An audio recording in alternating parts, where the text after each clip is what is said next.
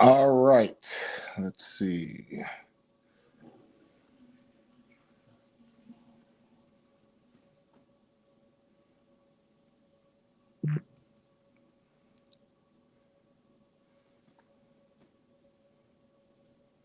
Bear with me 1 minute, guys. I'm just trying to make sure we're running okay.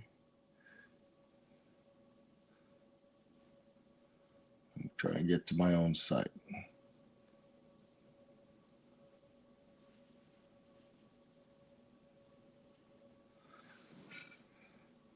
All right. Good morning. Sorry about that little delay there. Welcome to Tío Michael Talks. And today we're going to talk about the art instruction schools. Now, I'm not talking about all art instruction schools, but I'm talking about a particular ad that used to be seen in comic books and in print ads and also matchbooks and things like that. And it was one that had these pictures or similar pictures than this. Um, Look kind of like these here, where you would say, draw me, and up to like so many $1,000 in prizes and things like that. And that was actually from the art instruction schools. And I guess it started in, I want to say during I want to say from 1914, was founded in Minneapolis, Minnesota. And so it was to deal with a lot of the need back then for print media and the printing careers. Some of the most famous people that came out of there, two of the ones that I know of, Charles M. Schultz, who you guys may know as the creator of Snoopy and the Peanuts cartoon, and Mort Walker, who was a big Sunday comics one for Beetle Bailey. So these were correspondence courses that people would take in school, take at home. And so these contests would have you say, hey, can you draw this picture? And you can't trace it, but you had to draw it and go through. So these are not the actual pictures that they have on there. What I did was I actually drew those, and I'll be doing a more in-depth video later tonight with those pictures, where I actually went through and found all the old ads. And I guess there was more than I remember the turtle, I remember the pirate, and I remember the ducky a little bit. But they had the bear, they had a lot of different characters. And based on how you submitted those, they would, I guess, review it. Oops, sorry. And after they reviewed it, then they would send a salesperson to talk to you about the program and sign you up. And this was, I guess, during that time of the years during the Depression, they really focused on correspondence. And it's kind of funny is here we are arguing about teaching and going to school remotely, and they were focusing on sending traveling salesmen out to sign them up to do the courses. And this school, founded in 1914, went through so many hands, but it also, I think they closed shop around 2016, if I'm not mistaken. So around, I want to say, I don't have the facts in front of me, but around the 80s and 90s, they were still taking out even commercials to try and get people involved with the program. And it was all designed that you would do it on your own time, which is a pretty cool idea. Then they ended up shutting the doors, no longer accepting new students, and then just they were determined on anyone who still had the program, encouraging them to finish it out by a certain time. And I believe it was back in the 80s where they had stopped altogether taking new students. But they shut the doors finally not soon after. So it's pretty interesting that it's been around for that long. So with these, I love these ads because as I grew up, I would see them and I said, hey, I could draw that. And I try to figure out how they did all those characters. So I took it a step further. These are the basis of all the programs. Okay, so down here, this is similar. There was always a profile. And what I decided is I was going to go ahead and take this duck and I was going to do a turnaround where he's looking at me. And I'm using a little bit of the basis of what they have here and then some of the stuff I've learned along the way. And what I like about the art instruction schools is they had actual people in the business at the time developing the programs. So then they would teach you the programs, and you would go through it at your own pace and follow it and get instruction. And then you can get jobs in the print and advertisement sector. And I think I spoke in when I was talking about the Cubit School, they had a correspondence course similar to that. And right now, I know the Cubit School, because I just got my email, is having their online courses where these aren't set up with the curriculum, but it's particular items that are taught during the curriculum that you can do focus classes on. And they're about $200 or $200 and some dollars to take the course. You could find out if you go to Joe Kubert School online or Joe Kubert online. And it is a great way to learn focus areas. Someone who doesn't have the ability to go to the school in New Jersey, or is not able to save up the money to do the tuition to even go to attend the classes remotely, can do the online courses and focus on key areas of their art. And that's similar to what this program did. And the fact that, fun fact for you, Charles Schultz, who did Snoopy and the Peanuts gang, based a couple of his characters off of instructors from the school that were his friends. And then I thought that was pretty interesting. So, as you can see, what I did was I went ahead and I did these pencils earlier. I think I did them last week in preparation for this video. And what I did in the beginning of the video, I was just using a kneaded eraser to kind of rub a lot of the pencil off. I know some people do the dab on it to keep the eraser, the pencil marker on. I do that sometimes. For the most part, I get impatient, and I find that when I rub it like that, I don't have too much problem.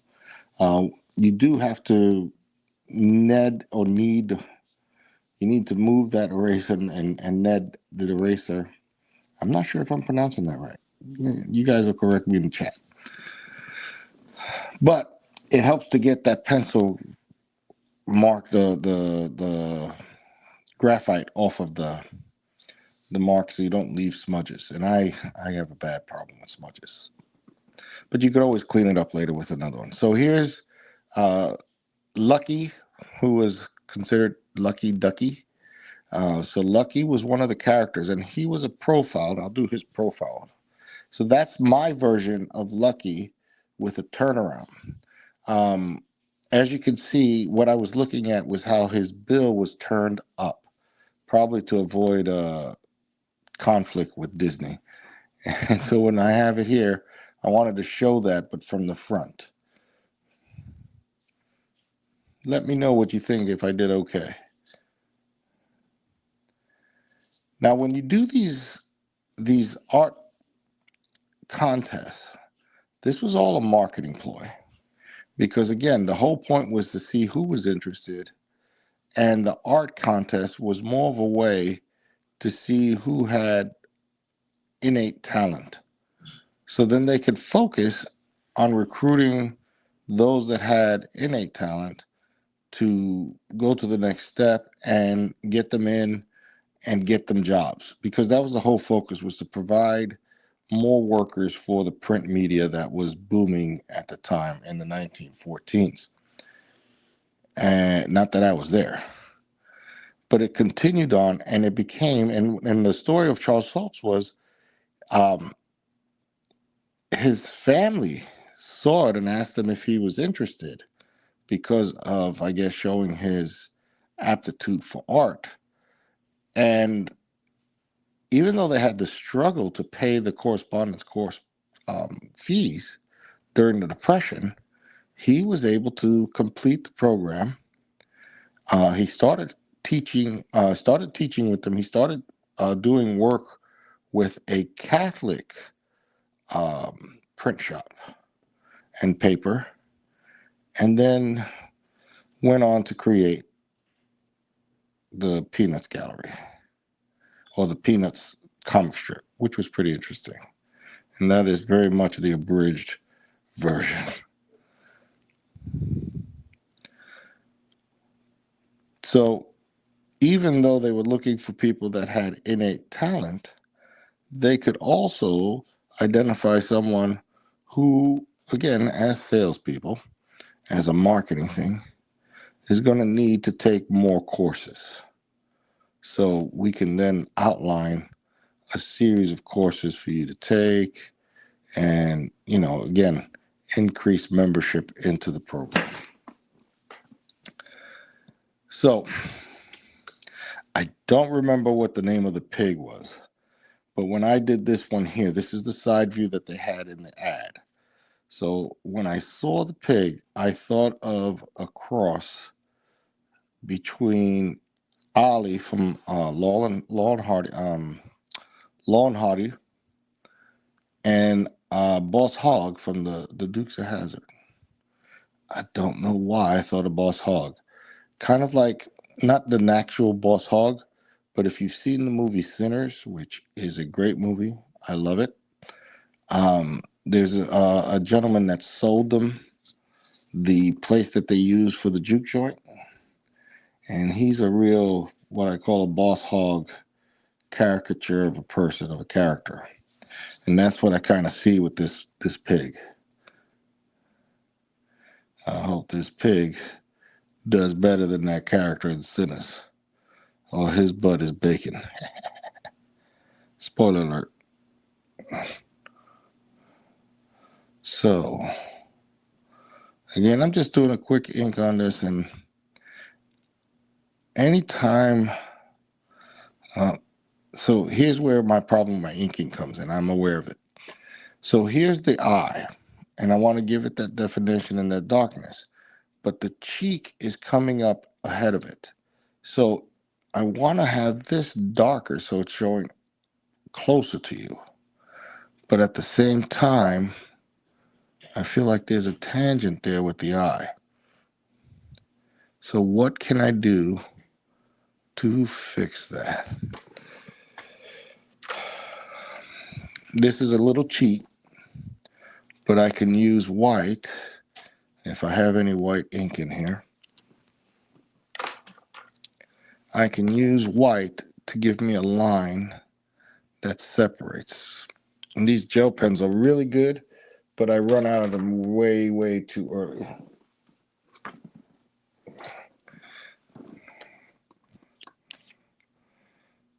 If you're going to do any inking, one of the secrets I've learned is you got to have some white out. And this is it starts to drip. I'll show you what it is in just a minute. And I'm still learning how to get that right, just the right level. So I put a little too much there, so I'm going to let that dry. This is Copic Opaque White. I also have India Ink White, and then these gel pens, Jelly Roll. The Jelly Rolls really work well. They're very inexpensive method of doing it, and I enjoy. And especially like if you're going to do some stippling, it works well. The Copic White, as you can see, is very opaque, and it blocks out what you need to block out. But at the same time, it's very, because it's like a gel, it sticks to the brush, and I have to learn how to get that to not happen. While that's drying, we're going to move on to Cubby, which was the bear. Now with him, I'm going to do some feathering so I can flesh out. Now with Cubby, I left him pretty rough as far as what they did, and I'm going to do according to my imagination based with the underline that I did. So I wanted to give the semblance of fur. So this feathering technique, going from thick to thin, will help me make it look like he's furry. So I'm kind of avoiding finished lines like I did here with the lip, because you don't want a furry lip. Then you get a hair in you. Get a lot of hairballs, and that's no es bueno. So let's try to avoid the mistake I did with the eyes before. So let's do this eye here and circle it here. And we're going to kind of leave a space right ahead of time. There we go.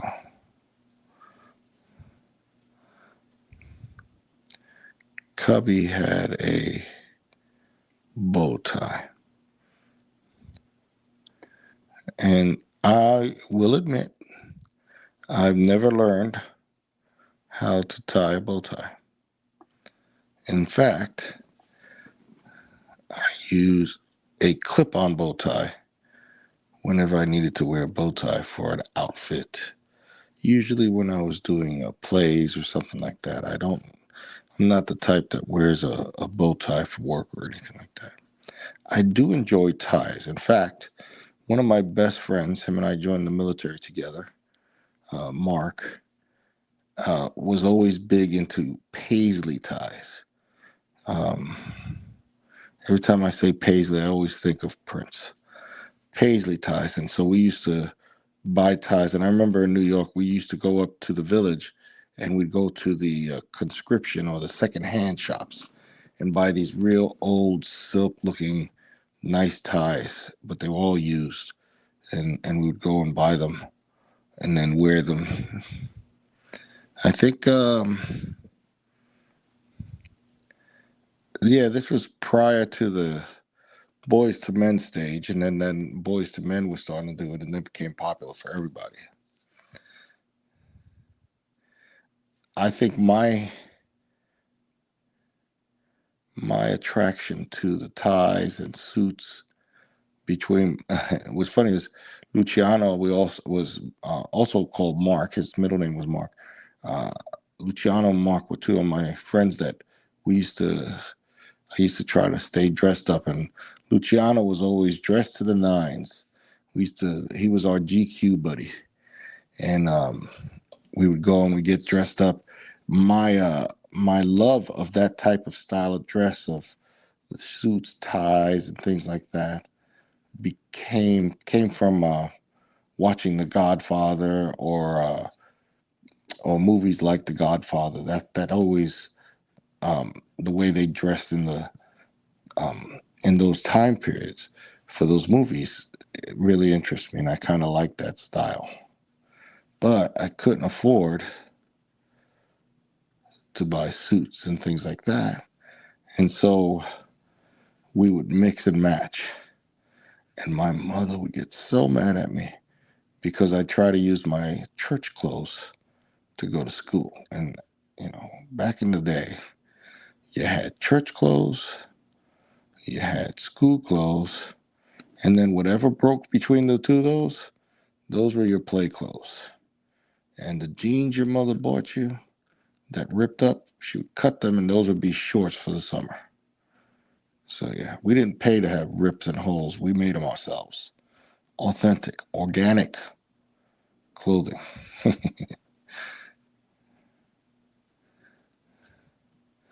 So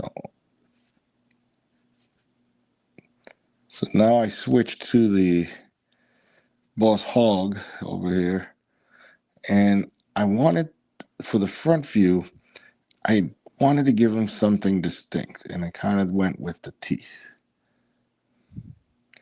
Funny thing, thinking of Boss Hog and thinking of some of the cartoon characters I seen growing up. I was listening to a video. I usually will post videos. Those of you that follow me on my Instagram or my Facebook, you can find me on Tío Michael Talks on both YouTube, Instagram, and Facebook. But If you do and then you see my regular account, one of the things I like to do is if I see a video or story that interests me, I will usually share it and put it on my site. One, because it interests me, and two, so I can go back and read it later. So hold on. One of the problems I run into a lot is I hold my pen very, very tight. I've got to be loose, more loose. But I'll, from time to time, I've got to move my hands, get that blood flowing again. So one of the things, as I do certain things, I was working on that, and I haven't shown you the finished product yet.